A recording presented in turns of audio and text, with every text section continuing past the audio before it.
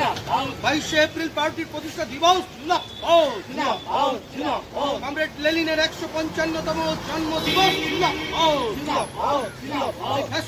22 April 2024 লেনিনের 155তম জন্মদিবস এবং CPIML পার্টির প্রতিষ্ঠা 55তম বার্ষিকী পালন করা হলো।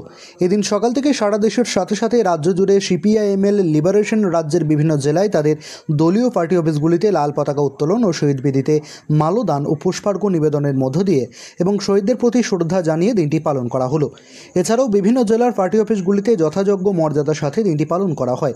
এদিন সকালে মূল অনুষ্ঠানটি হয় কলকাতার ধর্মতলার লেনিন মূর্তির পাদদেশে এবং কলকাতায় সিপিআইএমএল লিবারেশন রাজ্য সদর দপ্তর মূল আলিতে, যেখানে উপস্থিত থাকেন সিপিআইএমএল পার্টির রাজ্য নেতৃবৃন্দ এবং পার্টির কলকাতা জেলা কমিটির নেতৃবৃন্দ এবং কর্মী সমর্থকেরা।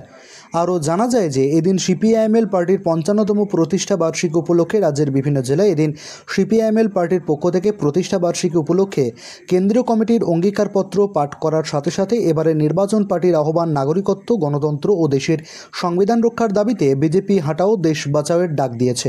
সেই কর্মসূচিকে সফল